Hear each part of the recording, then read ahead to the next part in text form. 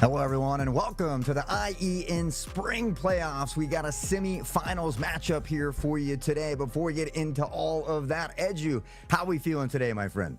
I'm feeling kind of tired. I had a really busy weekend. I'm going to have an even busier one next time. But getting into our game today, I'm very excited to see what kind of Valorant gameplay can be had here for the IEN network. And of course, looking at last week's games, some of them were close, some of them were not at all. We saw a lot of back and forth here, Hot Sauce. So I got to wonder, what can we anticipate here? Well, Hobart Varsity is the #1 seed, and they were the #3 seed last year, but they 2-0'd everybody and took the championship back in April of last year. So they're the #1 seed this year. They're looking very strong. They haven't seemed to have dropped a game. Now, Norwell is the #5 seed. They did 2-0 their competition to get here. And they had I think their first game was 15-13, so it was pretty close, but their second game was 13-1 to solidify that place here today. So certainly a lot of talent there, but I think they're going to have a very tough battle against Hobart today. Yeah, we've seen a lot of back and forth, to be honest with you. And now seeing, hopefully, a little bit of more rounds to be had. I don't want this to be a fast 2-0. I don't want this to be a 13-1. I mean, it never feels good to have that as a caster. I want to be able to talk about the teams and talk about what they can do and the analysts that brings it up. So I'm hopeful that they are going to be able to turn this around. But as we are going to be getting into our agent picks and bans relatively soon, I'm pretty excited to see map picks and bans that we're getting into. I'm really excited to see where we're actually going to be ending up here for our best of 3 today. Yeah, I wouldn't be surprised if Norwell maybe tries to get back to Pearl. They played a close one on Split that ended up 15-13, but they 13-1 Tippecanoe in that first round of playoffs on Pearl. So I wouldn't be surprised if Norwell tries to get back to Pearl, but Hobart's been playing very well for the entirety of this season, and they won that championship last season. So I imagine they're pretty comfortable on most of the maps. Yeah, I would imagine as well. But at the same time, you do have decent maps that can really just throw a wrench into the mix of here. Right now, we're not on the new picks and bans, the new map picks for like Icebox. We don't get those yet, not quite.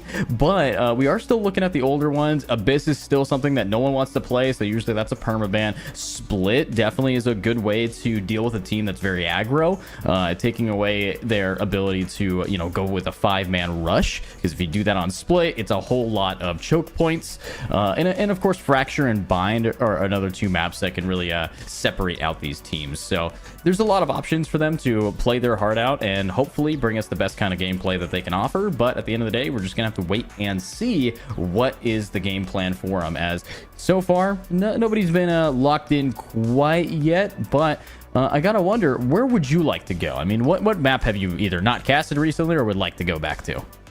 I'm always picking Bind and Split and things like that just because I enjoy them. But honestly, today I wouldn't mind seeing a Pearl again, or an Abyss, or even a Fracture. Just some maps that aren't typically played anymore. And obviously we know that at the Scholastic level there is a comfortability factor that often comes into play, but I think because those are some of the tougher maps to kind of navigate, especially for some of the younger players, if you're very good on that map, it could give you a little bit of an advantage against your opponents.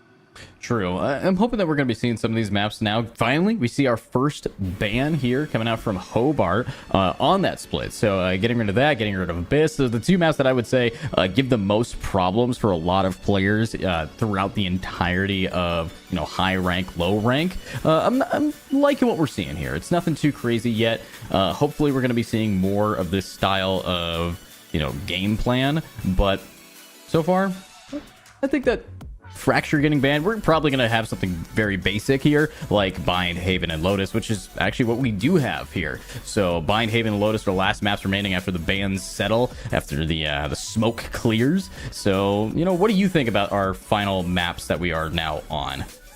I mean, Bind, I love. I grew up playing Raze since the inception, and I feel like she's very good on Bind. So Bind's always kind of had a little special place in my heart. Haven is a 3-site map, so it does make things a little bit interesting, sometimes favoring the attacking side, and the same goes to Lotus as well. So I'm happy with the map picks. Again, I would have liked to seen at least one of the three, Fracture, Abyss, or Pearl, just because it's something we don't see a ton of. But like you mentioned, and we kind of talked about, that comfortability comes into factor. Haven, Bind have been around forever as well, and so I think maybe that's what we're seeing a little bit of here today. Alrighty, and looking at this, it is going to be Norwell starting on attack on Bind, and then afterwards Haven. Now, they are picking the order of operations right now.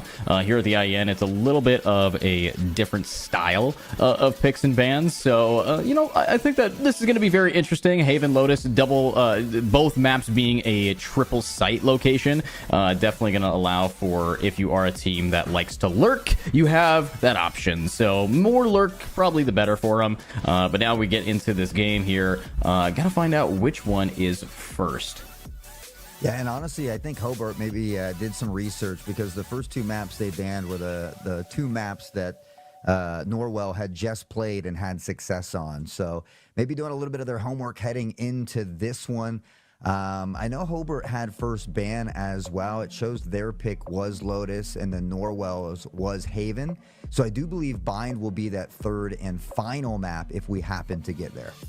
All right. Well, if that's the case, then Bind is the decider. Very interesting to see, overall the kind of mentality that people go onto that map. You see a lot of Yorus. Hopefully, we're going to see some of that.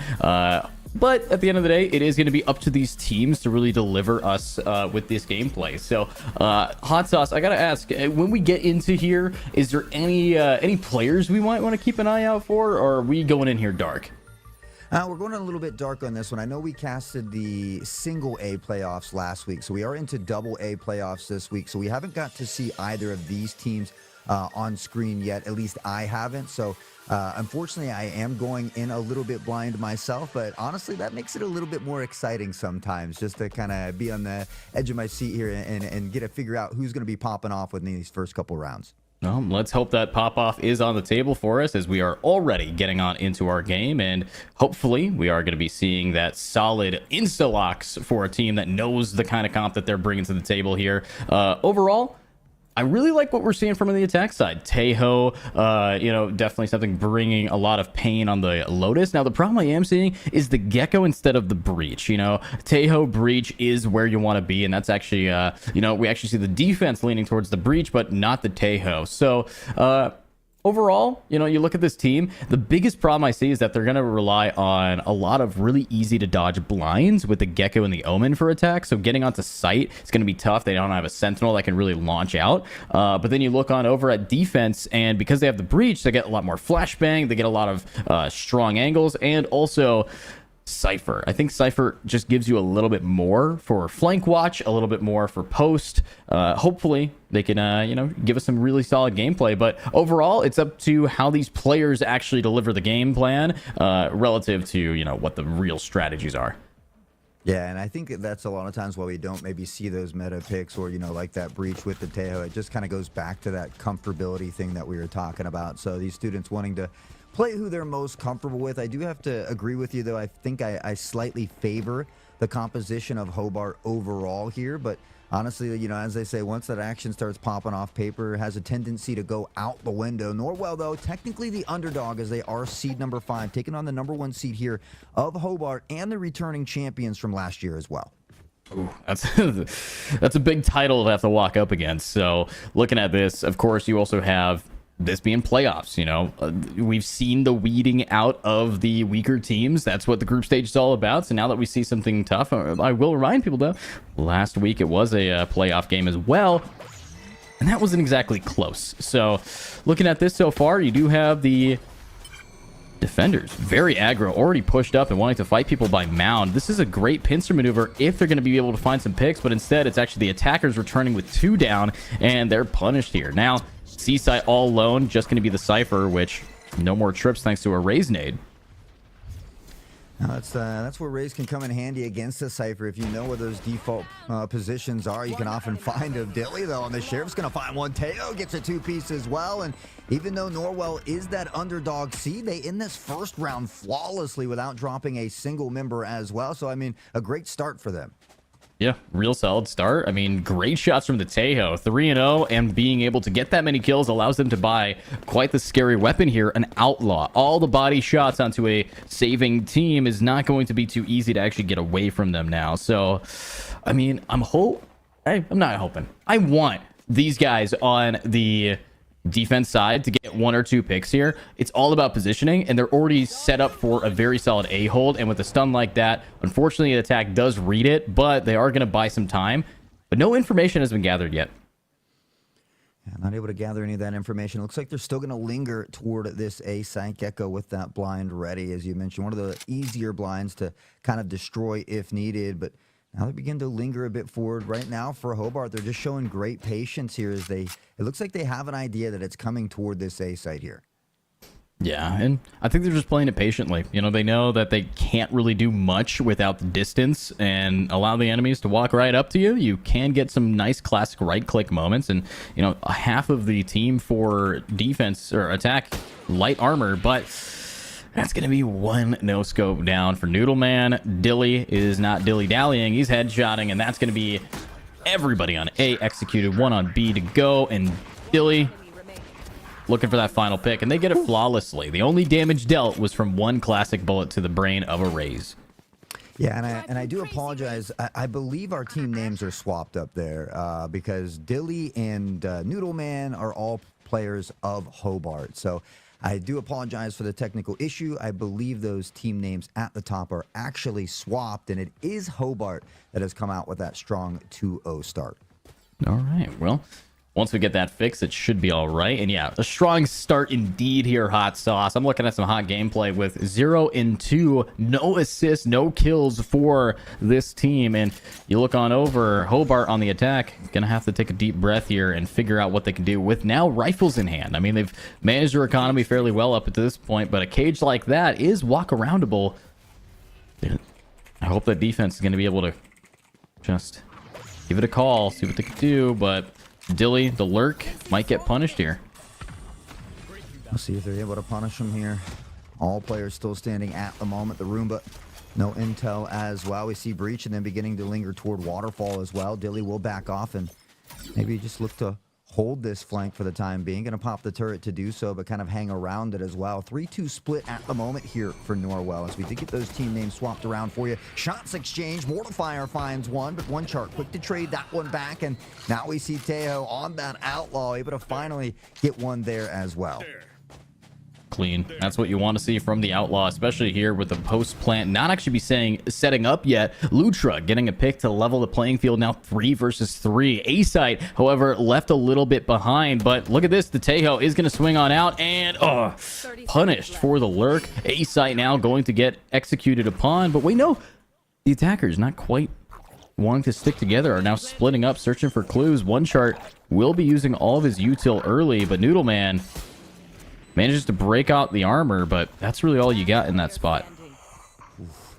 We saw Breach trying to apply some assistance there, but One Chart now all alone on the site. Does find one as a consolation, but Dark Red will be able to get the exchange here and find that defusal. So Norwell will get that full buy round, an important round for them to take here in the mix and not allow Hobart to get too far of the lead.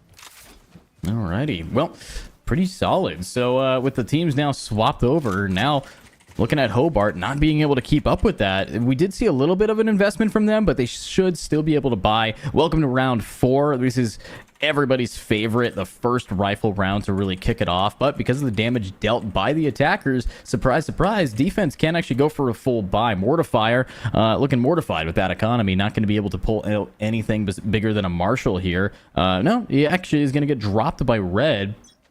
Trying to go back and forth. 2 Stingers are going to be the final pick, but Argent forgot armor. Yeah, it's tough. I feel like this is a common problem. Sometimes we see teams struggling at this level to kind of eco together, to buy together, and already Dilly finding an early pick. Rusty looking for Mortifier. The paint shells might do some damage. Tejo eventually going to look to flush him out as Noodleman finds the pick, but he got one in that exchange. The player advantage right now favoring Hobart. It looks like they're going to continue to pressure toward A. A-site not fully cleared by that bot, but majority of it. One right angle down allows for the plant to come through. Dark Red pushing on up with local. And one drop here, right on in, and does not find the pick onto the Tejo. Nearly had the timing there, but Dilly now stuck with a position to hold them back. Defense is 2 down, make it 1 player remaining, and Dilly will clean up this round. Hobart keeping it real with a pretty explosive buy round. Yeah, I mean, only dropping a single player in that mix as well, and so they begin to put the economy of Norwell in a bit of a bind here, as we see. There are a few members that are able to buy, but because of them forcing in that previous round, it's a little scrappy for a couple members here. So honestly, I'd like to see them stay around that 1,800 to 2K mark to ensure that they can buy together in that following round. But I mean, Lutra has 4,400. They could certainly maybe, you know, work with some light armor and a sheriff, or maybe even a stinger there as well. I like the lurk that we're seeing from this Killjoy. Definitely finding its value here. Now, I have mentioned I like the Cypher pick more, and it's because of how they can set up on this C site. And with the Tejo already popping an ultimate, they know that these players have to back up into Waterfall, but will they be able to just finish them off? Trapwire slowing things down. Arjun waits for his team, but surprise, surprise, a very fast rotate here for them, as they now are going to be able to get the bomb plant, but this defensive team has cut the distance and looking for some picks. And, ooh, Noodleman's actually going to answer to 1. Lutra executed by the lurk up Dilly. And Local, trying with the classic, gets 1. Hey, in the right click we trust, and we'll find the Tejo. Rusty, though, quick to trade back. They've got the 2-player advantage here as well, and we see Mortifier here with that Marshall, looking to find something. Shot a bit low as one chart will pop the head of Mortifier. Now it's Arjun here just stuck in the smoke. There are some shots ringing out. He's going to jump in and look for one, but Rusty will find it, and Hobart will have a nice lead here to kick things off in this first half. Real solid.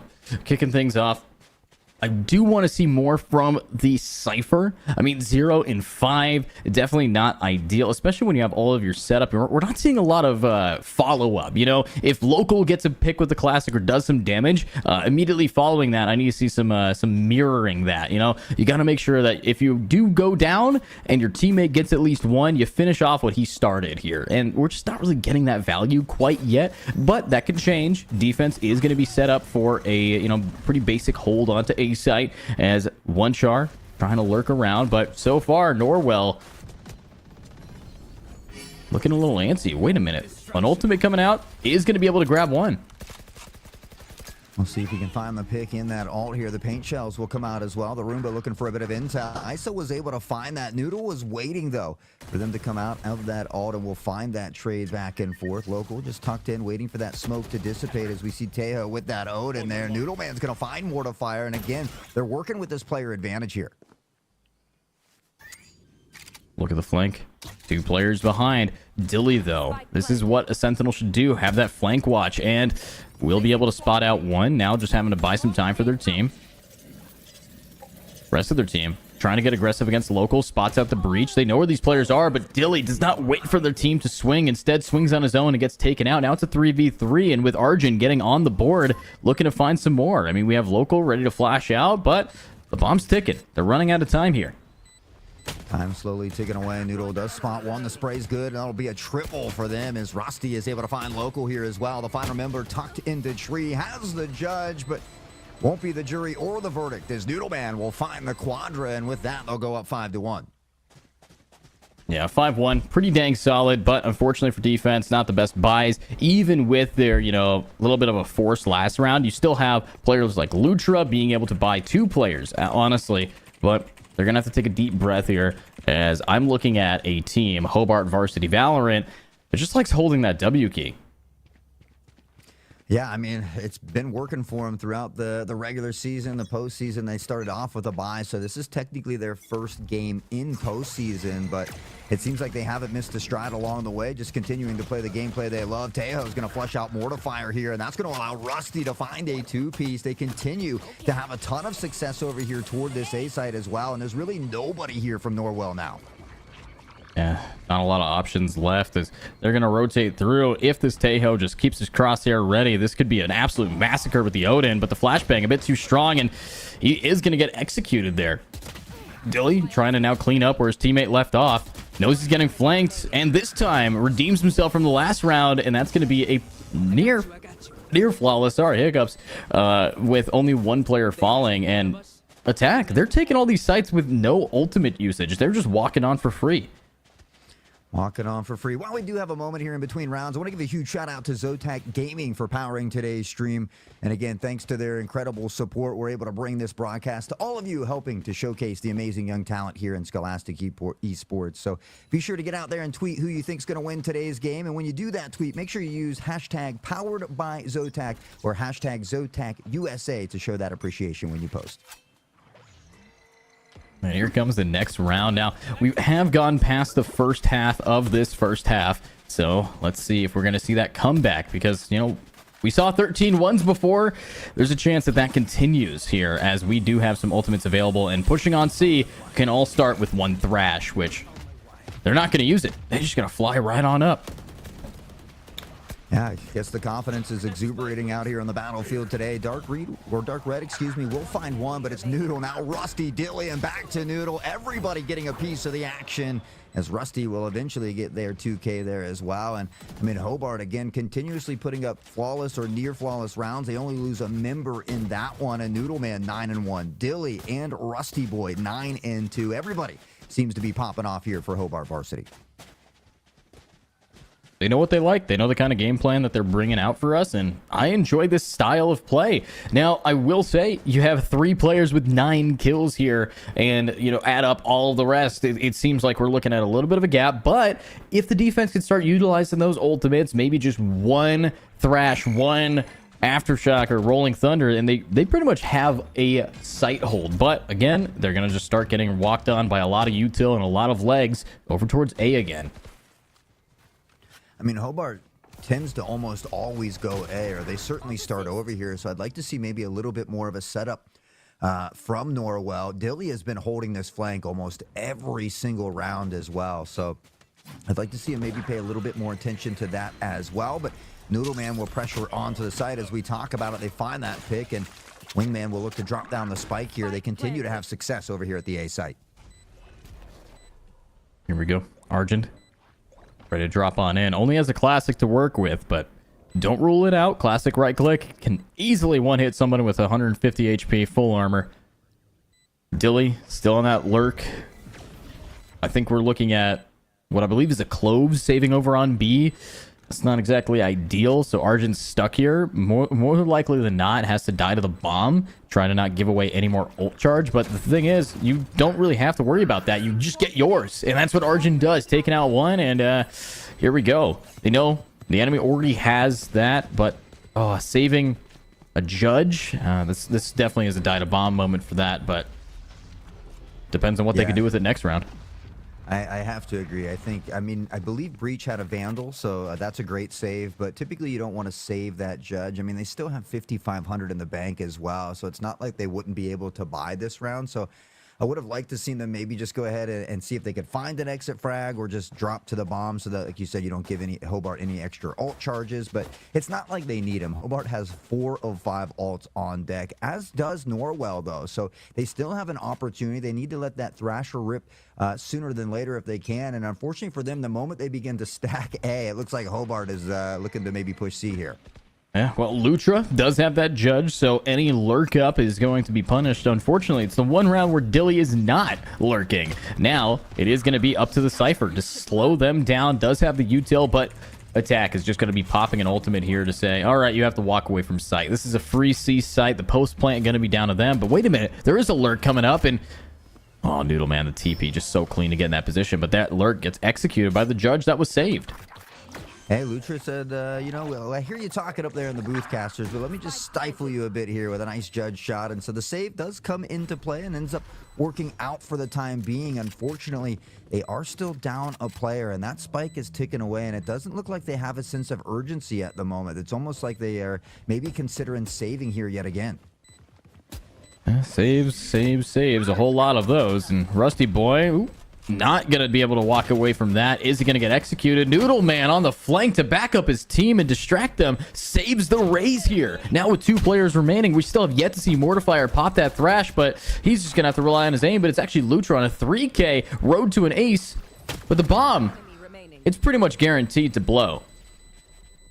Yeah, the bomb will go off here. We see Lutra maybe going back to save again. Hopefully they were able to pick up a rifle there as well and at least upgrade, and it does appear that they did. So at least able to hold on to a rifle. But I mean, at this point, it's 9-1. You really need, you know, at a minimum, you'd like to see at least that 9-3 curse heading into the other side of things there. And so I feel like because of that, you almost want to attempt to try here every single round at this point, because you don't have many left in the first half. Yeah, gonna have to take it slow here in the last 2 rounds. You know, we have been looking at the attack. They get a lot of space very quickly, and if you're defense, you want to stop giving it up. So holding these tight corners, I mean, we did see the judge work, but now defense gets a full buy. Unfortunately, the util will scare these players back, and you talk about a fast sight, it is going to be an ult to slow them down slightly, but Dark Red clean with it, this time executing and taking out one, but immediately traded off as well. No one there to guard his body. Lutra will be there to avenge it, as they now have an ultimate in a fight. And that's going to be a very aggro. Somehow gets it and gets away. And somehow still, he killed all of them. Oh my Noodle God. Man. Wait, he just keeps going. It's just Mortifier here. And this Omen wants his ace. Rusty says, you're not going to get it. But, I mean, Omen with a nasty 4K and even being concussed at one point during that as well. So, I mean, Noodle Man, 17-2. I'd love to know exactly where they're ranked, because it seems like they might have a little bit of a skill separation here from some of the others. Yeah, Noodleman definitely, he's played this game before. You know, sometimes when we watch this high school leagues, you could see someone using the default crosshair, and definitely, no offense to some of the players, I get it. I have a collegiate event. Sometimes we just have to bring on someone to get our team and have fun playing. But some people don't play a lot of this game, even though they're on a team.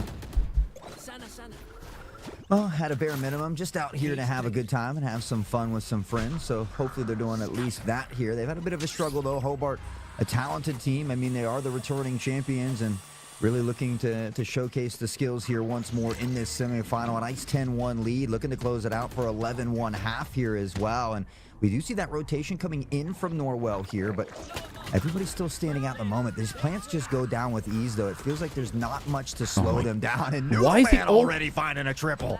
While he's stunned, too. He just does not care that someone stuns him. Now it's Lutra, the last player standing the clove here, and executed right through the smoke. The showstopper stops his spree. Noodle Man with his kills, Rusty Boy with theirs, and a game of 1-11 score lines. So, you know, when it was 1-6, I said that there could be a 13-1 on the board, and now there's only 1 on the board. 1-1 versus 1. I don't know. Lots of ones. Lots of ones. Call upon the luck here, and obviously it starts one round at a time for Norwell. You'd like to see him take the pistol, and I mean, I've seen crazy comebacks. Usually they're closer to 10-2 or 9-3, but even at the pro level in some of these maps, you see some of these crazy comebacks just because maybe it is a little more attacking heavy. But I feel like Hobart's just playing together a little bit better. The rotations, everything, they seem to be a little bit more cohesive than Norwell does at the moment. But we'll see if they can maybe begin to turn things around here with the pistol round. Good nade. Good aggression, and honestly, they fully have controlled space. That's a big note for them, is every single round they just take and take, but it's also about what they give up. They just walked away from B. Luckily, KJ is going to leave some util, so they know where this player is. Dilly ready to execute this, waiting for their Omen to give the signal. And wow, what a pick here from the Tejo. Looks like a trade's going to come out here for one chart. Rusty Boy ready to swing out as well. Util timing, Kobe with the bot and the shots. And here comes the flankers, who get executed by Dark Red. Oof, 1, 2. Whoa, Lee. Okay. Hit the aim labs mid-half. Yeah, Dark Red really turning it up here in the opening round, and now they've given themselves a solid chance to win this round. Dilly finds that pick in the reload, though. Dark will swing out, find the triple, and Norwell will look to trudge back through the trenches. Yeah, no 13-1 for us today. I mean, clean shots. Definitely a pistol round gambit here for this team. Now, the question is, do they return to sender? Are they going to be able to get a 1-11 scoreline and bring us to overtime? Or they could bring it back if they get a flawless half here. And they can actually just take the game all the way away. So it's not out yet if Dark Red keeps up that kind of gameplay. I mean, everybody under 20 ping. Everybody on Hobart under 10 ping, really. So they must be living right next to the server here, but Again, hopefully Norwell can kind of find their way back into this. Hobart was scrapping into this round just a bit, so if Norwell can win this round, they might be able to go on to win that important bye round here as well. Lots of important rounds for them to try to prove themselves, and Ares being forced up here by the attack. And attack's actually going to just get on-site defense, wanting to get their pistols out. Oh, that spotted everybody, and Local somehow managing to get away. That's Rusty Boy with 3 kills, pistol only. Last player, Dilly, who unfortunately can't handle Lutra. Everybody's getting their multi-kills today. And that's going to be a pretty decent eco round for defense, but attack, very happy about the outcome. Yeah, I mean, that was a huge quadra for Lutra. I mean, the fact that Rusty got 3 with a classic is kind of a crazy feat on its own, but... You know, Lutra with the 4K stepping up. It was Dark Red last round, Lutra this round. So as long as they can have a shining star from round to round, they should be okay here. But Lutra's sticking with, okay, I was going to say, please buy a weapon there. I hope they weren't sticking with the Ghost. They do opt to go with that Vandal. So we've got a full buy versus a full buy. And again, if Norwell finds a way to win this round, again, we see Hobart now at a bit of an economic disadvantage. Yeah, economic disadvantage, but I mean, last round they were at the same amount and they got 3 kills with the classic. So let's see what they can actually do with these weapons, but they're gonna have to keep stalling these guys' defense. So clean with the player Dilly being able to really just hold their own here, and they execute even while blind, having that, you know, game sense, game knowledge to keep their crosshair right where it needs to be. And here comes the re-execute. The bomb's still stuck on this site. They have to just find the pick, and yep, that's spiked down. That is fully in their grasp. Yeah, Rusty's going to find Dark here as well. One shark will pop the dome of Lutra and give them a free 6 feet dirt nap here. Arjun from below will also be taken out by Rusty, who will grab the showstopper for the next round. And with that 12-3, it'll be Hobart sitting at match point, looking to close out game number 1 in this best of 3. Clean. Just so very clean. But I gotta wonder, are we going to be seeing them keep this game up? We have 3-12. Attack does have a bye round here. It's up to them if they want to be in this game. I mean, Lutra with that 4K, 1 away from their ultimate. Dark Red, 1 away from theirs. And on the attack with ISO, you could just completely strip a team of their main Sentinel here. Rusty Boy pushing on up, and the nade actually executes one. Lutra being good for a lurk up, and that's an ult available for a Clove. Yeah, the paint shells. It was a nice blind by Gecko. Arjun wasn't able to see, so just kind of tucked into the wall there, and the paint shells collect them. But they do come away with a couple picks of their own. They have the player advantage. The showstopper isn't going to stop anything, and unfortunately, the Goop will find Rusty. Noodleman does get a pick of their own. Lurking here at mid, though, is Lutra, and that was Dilly last round, or last half that was lurking. So Lutra giving a bit of their own medicine, but Noodleman, who has been that shining star player here, now has an opportunity for a crazy clutch. Ooh, Thresh. He's fast enough. He's not. Oh, and he hand delivers himself to this poor Gecko. Such a good attempt there, but at the end of the day, the ult will finally come out. I believe that's the first time I've actually seen Mortifier pop a Thrash.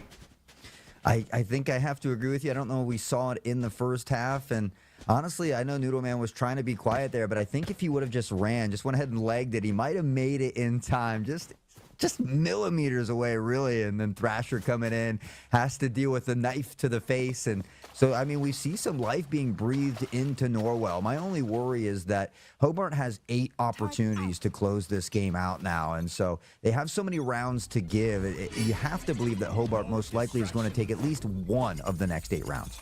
Oh, Dark Red getting hit by this ultimate, and the shots now come out, and Dark Red, that is now every single chance that he's gotten, landing these ults perfectly. So, might be able to find more, and yeah, continues. This attack is on a little bit of a return to sender. I'm hoping that we're going to see more style from Dark, more style from this Clove, and Double Tap still available, so he's going to try to find his way out, but Double Tap does what it does, takes out anyone trying to use a Marshall for that quick, or sorry, Sheriff for the quick headshot. Attack now plants, defense now saves, or tries to. Dark Red wants to ace. Dark Red wants to ace, and he's about to go head-to-head here with Dilly, who's tucked down below the spray, and it doesn't connect. It's Dilly with a classic. who will look to upgrade to a rifle here. Now on a 4v1, I'm kind of interested to see if Dilly is going to opt to go forward and look to find that defuse. With time ticking away, maybe just looking for an exit frag, but now at only 31 health, it's maybe something to just kind of hang back and save the rifle. And unfortunately, Dilly just goes for the fight, wants to try to do as much damage to attack as possible. They know that they are up so many rounds that as long as they just take their time with their economy, they'll be able to buy. And if they keep hurting whatever's left of attack, eventually they can change it in their favor, and that could be the winning round. But this is a good spree here. I like the fact that we're seeing a little bit of a turnaround here for this team. And you know, as we were talking about in the green room, I'm thinking that this is going to be a little bit closer than last week by a pretty large margin. Yeah, I mean, right now it's almost a mirror, right? We saw Norwell only win the third round on their defensive half, and so far that's the same for Hobart. So if Norwell can find a way to win out and push this into overtime, it would be wonderful. But again, I have a feeling that Hobart is going to be able to find at least one of these next 7 rounds here. But again, Norwell is playing very, very well together on the attacking side. Nice. Rusty boy trying to find his timing. Dark red, very aggro, looking for more, and instead of clearing full sight, he's actually going to go up against this and grab another. Rusty boy not really confident in himself to turn that around, has to now back it up. And you look at Argent, who's getting executed. A little bit of a turnaround there, but the high ground. Dark red with another 3k. This wants to be an ace.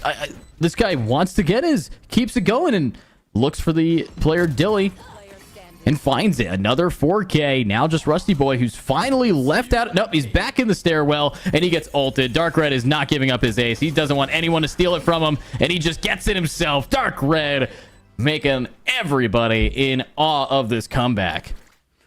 I mean, he had the quadra last round. He wanted that ace, and his team snatched it up. So he said, not this time. Gets that ace. And, I mean, has really been kind of the commanding general of this comeback. But the whole crew has certainly stepped it up here for Norwell as they cut that lead in half. And, again, Hobart now experiencing some of those economic troubles. So it looks like maybe a handful of sheriffs, a shorty in the mix, and a possible ghost here as well. Yeah, not exactly the best, but it is a buy for next. So they are proving that they know their economy rounds, they know what to do. And I think the game plan here definitely comes down to just kill the ISO. Take him out, get him out of this game, stop letting him get near aces on you, and you'll have a much better time. But one short, backing it up. You have all defense, pistol only. Setting up on A, Lutra. Executed here. Now, oh, you can't get his gun anymore, but can you chase him and finish it off? Yes, you can. Cool. And that is going to be a Vandal now for the defense, and a top frag gone from the map. It's a good start here for Hobart as they just need one round to clutch this up. So maybe Norwell beginning to feel a bit of that pressure. And if they could do it on this little thrifty style round, it could be huge for them. But Mortifier is going to find one chart. Rusty can't get up top. They heard the audio cue. Maybe they believe he's up there, but Mortifier, the run, the spray, it's good. And with that, Norwell beginning to inch back into the round. Inching up. Local, though, getting a solid pick down. And it's just Dilly being able to execute one. And there's Dark Red just shutting it down again. I mean, at this point, you're actually losing a lot more rounds than you'd like. And this could be impacting the mental of the defense. But defense has been doing one thing in particular I really enjoy. And that's building up economy, both ultimate and weaponry. They have 4 ults against none. So this is a perfect round for them to end out the game if they just play smart. But they're playing better than smart. They're buying ops for each other. They're planning out what their strats are. An op, though, could be scary against an ISO. Completely shuts that down. Yeah, that's the one nice thing about ISO, being able to maybe eat up that initial shot, and hopefully a teammate or you could find that pick instantly back. But again, for Hobart, I mean, they have so many ults to work with. They just have to play together. They just have to play smart, and they should be able to solidify a round off the back of at least 4 ults. Raze has spotted one with that op, not wanted to jump back out. His shots rain through the wall here as well. And that's a tough position to be in, as they are just throwing a hailstorm of bullets at Rusty. Yeah. Ooh. Patience, not a virtue. Shot right through the smoke. And that's going to be a pick down here for Dark Red. Wait a minute. ISO gone. The turnaround online for them if they just take their time. Noodleman keeping it up. TPing over. Getting a pick down onto one. Cypher leaving 3 remaining, but the bomb still stuck over here by Rubble, still stuck waiting for a way for this team to get onto A. Lutra will finally rotate around, was holding that flank there at mid, and we see the drone coming through as well, looking for a bit of intel, but not able to find anything just yet. One chart here tucked onto the site.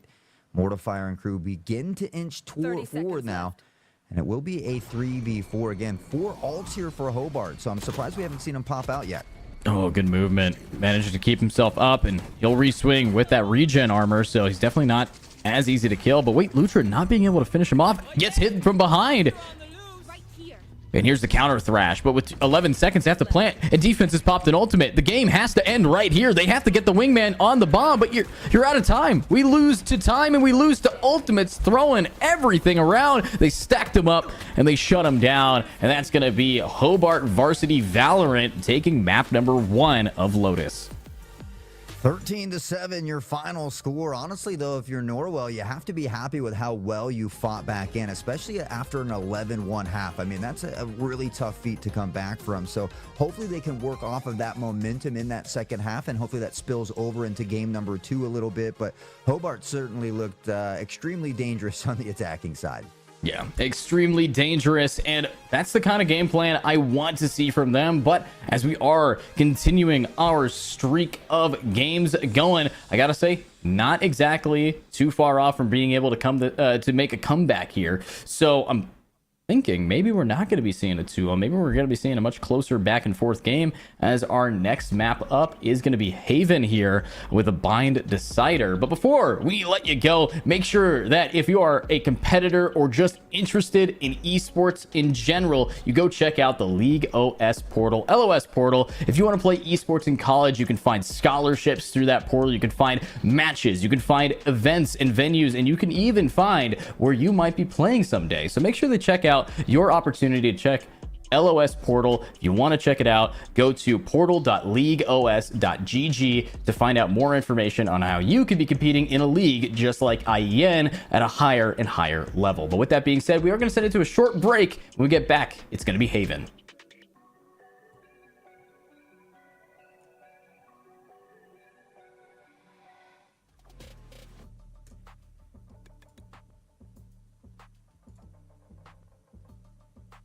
I forgot if we send break or if we go next while talking. I don't remember it either. I think we've done one of each, to be honest.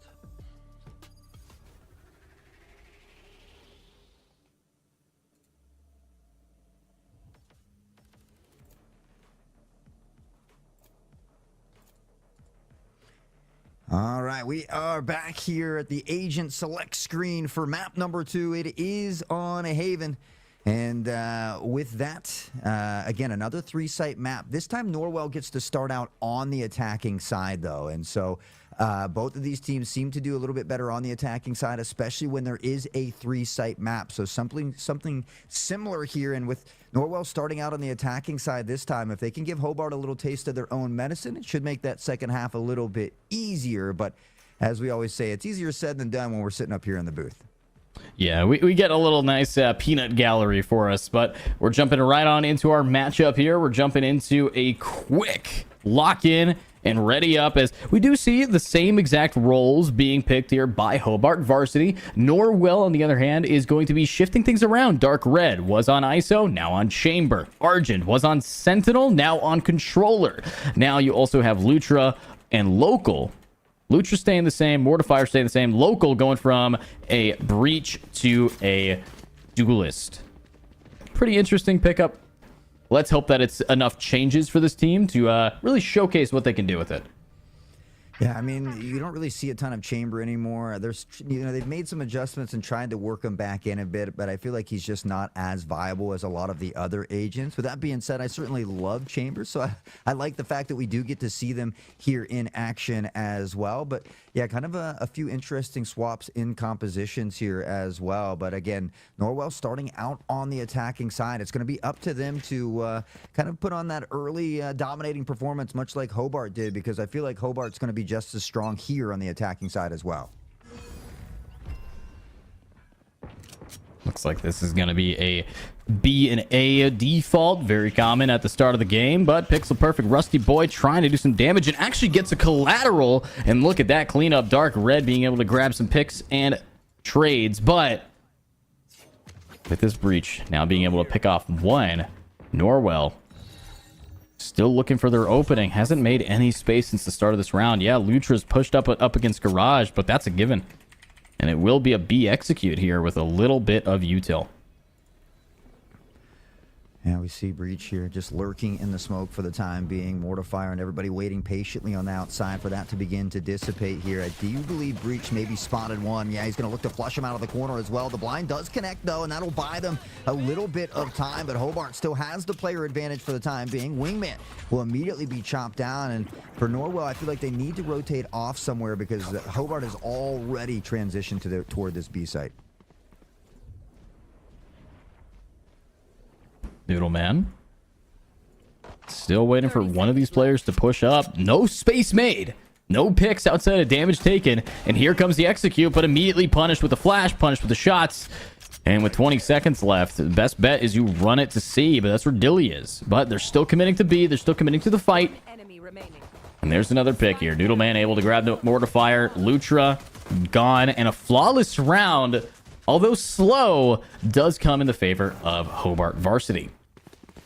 Yeah, unfortunately, I feel like Norwell just needed to rotate out a little bit sooner. I feel like the B site is one of the tougher sites, just because even if you do get that plan, it's kind of easier to retake that site as well. And once they realize that all of Hobart have really rotated over there, had control of Garage, it's a little better to try and back off, maybe look for a different route. But wasn't the case in this one. They'll have to pick up the scraps here in round number 2, as it will be a near full eco. Dark Red opting to go with light armor, though, and that's going to affect that buy in the following round.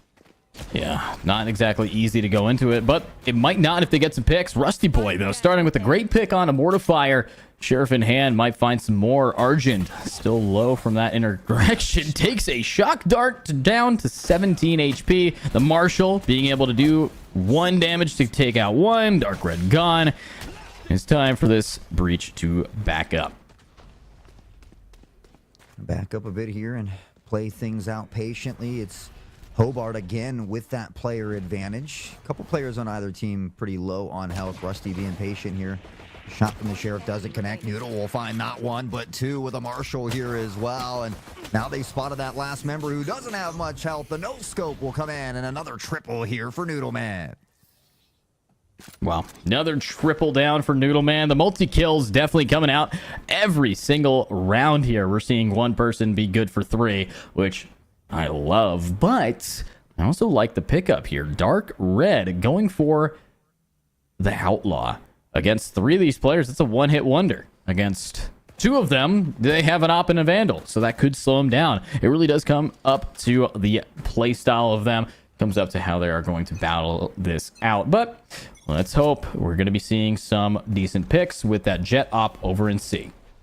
I mean, Hobart's just done a great job of guessing correctly. We saw him stacking toward the A site last round. Now over here with the Op on the C side, and Rusty going to find an early pick as well. And the fact that they're still considering pushing up against this Op down the long hallway could be very, very tough for them, especially without being able to smoke off that lane themselves. So unfortunately for Norwell, it seems like once they decide to go somewhere, they don't rotate off too much, and Breach is going to find a pick here on Argent. Ooh, Dilly nearly baited out.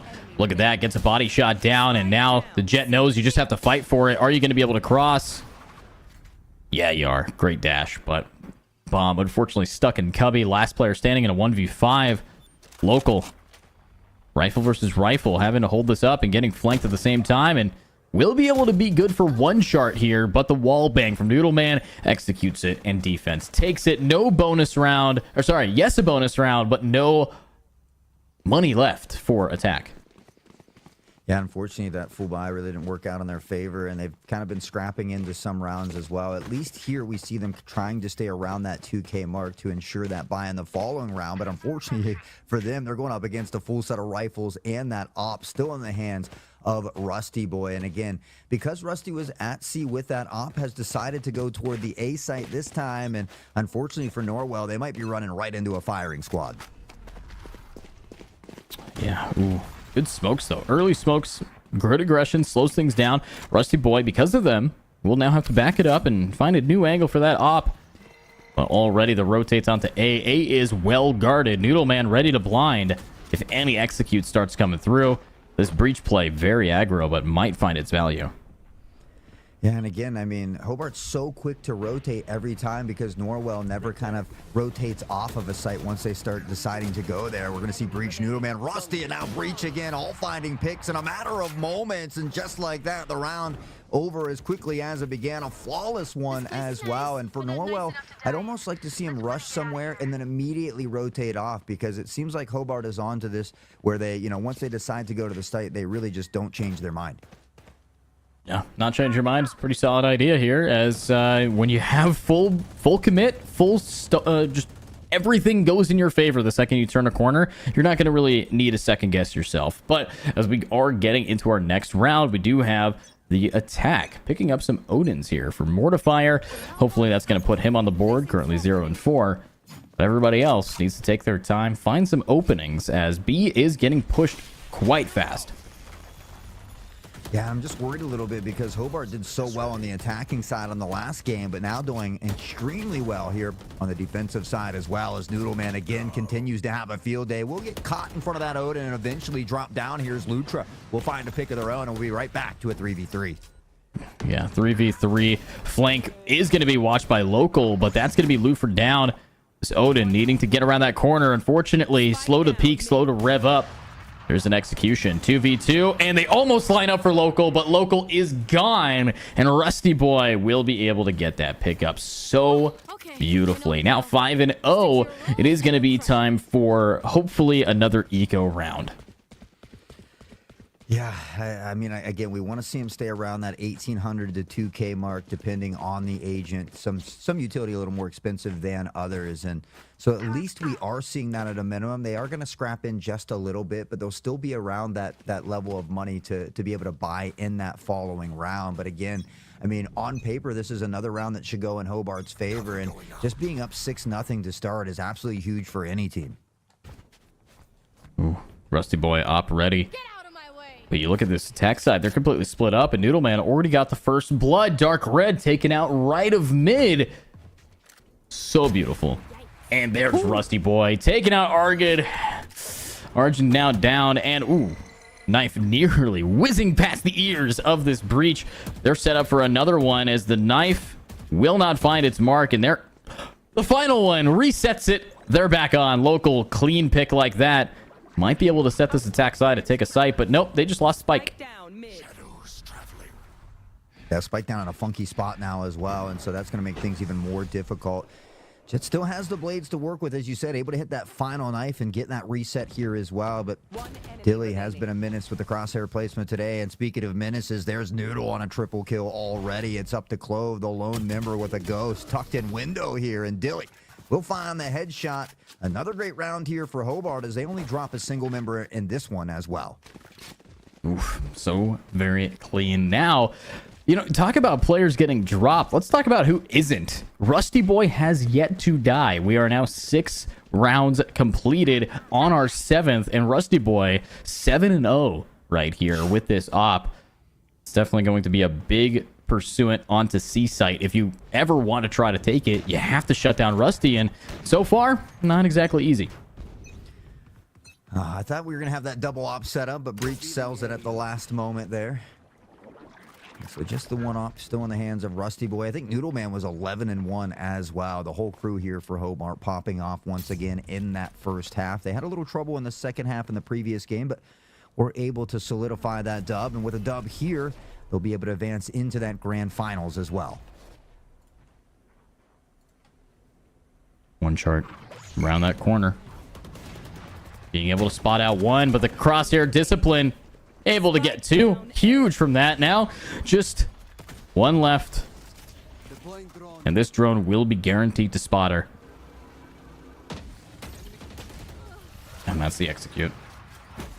Well, we might have cursed Rusty a little bit. It looks like they finally get their first death on the board. But nonetheless, I mean, 7-0, a great start. Whether you have a death or not, you have to be thrilled with how well your team is playing here in this semifinal for the IEN spring playoffs. And again, just needing one more map to close it out. They're off to a great start here, 7-0. You take a look at the economy for Norwell, and again, it's in kind of a tough spot for them. Yeah, definitely tough spot. And, economy-wise, not the best for weapons, but they do have some ultimates. They got 4 on the board, which one good Thrash, one solid TP, that can give you a whole lot of space, because space creation has been really missing out here. But, local nearly blitzing Dilly with that stinger. Will get executed down anyways, and here comes a push-up. TP's right behind. Hello, turn around. Oh, Dilly saves your teammate. Rusty Boy gets a pick anyways. And that's Dark Red being able to be good for 2. Now has to be good for another ace. He's gotten 1 this match. Can he do it again? Let's see if he can find another ace. Dark Red, no, he gets the triple, but it's one chart to answer back. And another team ace here for Hobart as they continue this flawless run. Now 8-0 here on the first half. And again, they've got 4 of 5 alts to work with, and Dilly just 2 off as well. On the other side of things, Norwell has 3 alts to work with, but it seems like, at least in the last game, they were holding on to those a bit too long. So I would like to see those come out sooner than later. Yeah, I agree. We need to see some ultimates. We see better util usage overall. But with it being 8-0, we only have so many rounds where they can even pop an ult. Just every single time, you got to use it. Dark Red popping theirs might be able to start building up an economy for their team again if they can find some value out of it. We do have Dilly locking down the C site here in the footsteps, popping all of this util, and that's going to be 1. Good trade up here. But Dilly is down. Buys time for their team to try to get into position for a retake. But look at that garage. It is very stuffy. And that's going to be Arjun. Ooh, not able to execute. And the flank is starting to pincer. Unfortunately for attack, they are stuck on this site. Good TP, but right on into his util. What a breach play. Yeah, I mean, Hobart's just looking really good here in this second map. They continue this flawless run. They do it without needing to expend any of their ultimates as well. And so, I mean, they're the #1 seed for the reason. They're the returning champs for a reason, and they're certainly showcasing the talent here again. Now, we had, I think it was Noodleman and Rusty Boy up top. Last time we see it's the Breach this time. So just going to show that really anybody on this squad could pop off at any given moment. Let's hope that they can, though. Dark Red, not on the ISO, kind of loses a lot of value, in my opinion. I think his ISO gameplay, just the shield alone saved him from so many anticipated headshots here from Hobart Varsity. But now on Chamber, he is free to shoot in the face. And look at that. He gets freely shot in the face. Noodleman executing.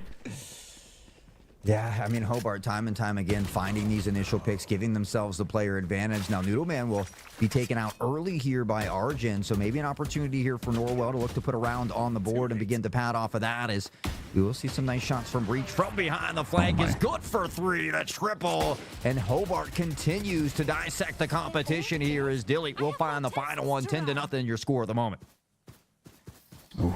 Yeah, 10-0. Last time this was a 11-1 score line. There's a chance that they learned from the 2 mistakes they made in that. Actually, the 1 mistake that they made in that first half. So, getting into this one, they've shut down Dark Red early in these rounds. He's now from being the first blood getter to the giver. Now we do have hopeful. Another split attack towards C. You have some players by garage and mid, some going down long, and they do have to worry about Rusty Boy's op still. Oh my, and worry they shall, because Dark Red immediately gets eliminated. Noodle finds a kill in a split second afterwards as well. And again, right back to a 5v3. It's always Hobart that has the favored numbers here, and how quick they are to flank as well. But Lutra might have an opportunity to just sneak in on behind him. Yeah, they rotate quick, they pincer well, but actually I think they gave up their spot. But no, Mortifier, knife out, there goes Bomb. They're not in control anymore. Lutra only with the Ghost. You have your teammate right around you. Are they going to get the timing to swing on this? No, they're still anticipating these players are long, but Turn around. That's going to be some picks. Lutra getting one. Local getting another. The dash somehow getting stuck, but not getting enough. One chart having to hold his own. Yeah, spotted with that dart there. We see Lutra in a bit of trouble here is Noodle Man again.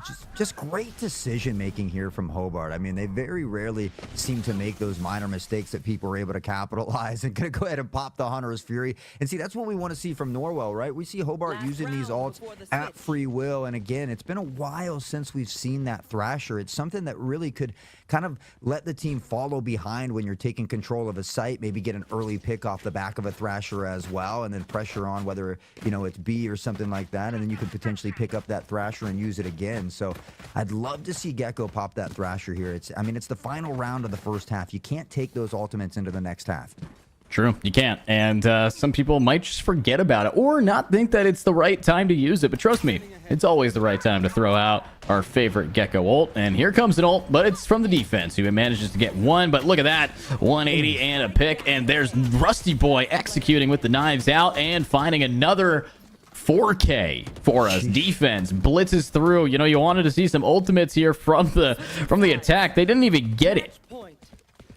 They didn't have much time. I mean, Rusty was dashing in there. They were 180ing, finding all kinds of picks with the knives, and in that moment of trouble, had a teammate there to find that fifth pick for them. So Hobart's just playing very, very well together. It looks like they came with a game plan. They seem to be executing it near flawlessly, and now they're looking at a flawless game as well. One more round here in the pistol round to close it out, 13-0. It was Dark Red. It was kind of that shining knight in armor when they switched halves last time that started off with a crazy pistol round for them. So we'll see if they could work that magic. I mean, they have the chamber, potentially could use that headhunter there as well, and so I mean, it's gonna come down to this round, but again, even if they win it, you have to feel like Hobart's gonna win one of those next 12 rounds.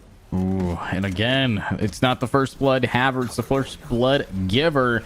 Dark Red now down. You have Lutra trying to get one, but can't execute it. Dilly now looking for their pick. Spots the corner, and local decent lurk with Mortifier, but the bomb is unfortunately already planted, and yeah, that's how the game ends. A swift kick to the face with some solid right clicks. But that's a 13-0 from a 13-7. Yeah, Gecko unfortunately had that short. He was hoping to swap out those weapons, but just caught in an awkward position. And 13-7, the first one, it started off a bit sketchy, but we saw Norwell bring it back very nicely. I mean, they fought through the trenches to get there. Unfortunately, in that second game, it was all Hobart. I mean, 13 rounds in a row. It didn't look like anything was going to stop them. You talked about Rusty Boy not even having a death for quite some time that well as well. So, again, hats off to the former champions as they will advance on to that grand finals, I believe, happening on April 26th. Awesome. I mean, it's a good day for that team, but a GG across the board. And honestly, this playoffs, this bracket, this season, slowly approaching its end as we have less and less matches to cast over. I think we're now beyond the halfway mark. We're looking at the final streak here. So, you know, honestly, it's been an honor to cast with you yet again here, Hot Sauce. I'm hopeful that we're going to be hopefully on the mic again for these grand finals to see Hobart continue their power domination or maybe get dethroned by another team that we're going to be seeing in these next following weeks. And if you guys want to follow up these weeks, make sure to drop a follow here at the IEN Esports Network. I believe we're on Indiana Esports on Twitch. Make sure you can check out the YouTube with our descriptions, links, and all of that. But thanks again to Landfest for providing the production as well as building healthy communities throughout gaming with 23 chapters across 18 states and over 150 events per year. If you want to find a local Landfest event to see, you know, what Landfest does besides IEN, check out landfest.com. But Hot Sauce, any final statements for us? No, just thanks to everybody behind the scenes, from Taylor to Connie to Jaden, again, for always producing and observing such a wonderful show, and for Indiana Esports Network for allowing us to come in here and shout at the mics. It's always a pleasure to work with you as well, Edu, and I believe they'll be playing maybe some replays of the game as we close out here today. But again, we just thank everybody in chat for hanging out with us. That legend to my digital right is Edu. My name is Hot Sauce. You guys have been absolutely amazing. We hope you stick around for the replays, and obviously we hope you have a wonderful evening as well. Take care. Ultimate is ready. One enemy gone. One enemy remaining.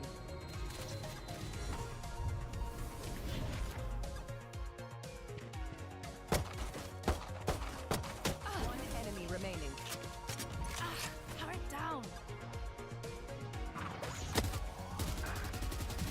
Variable.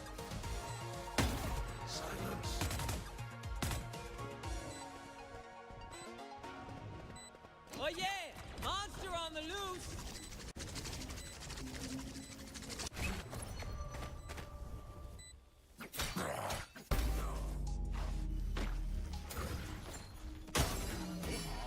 Last player standing. It's you and me.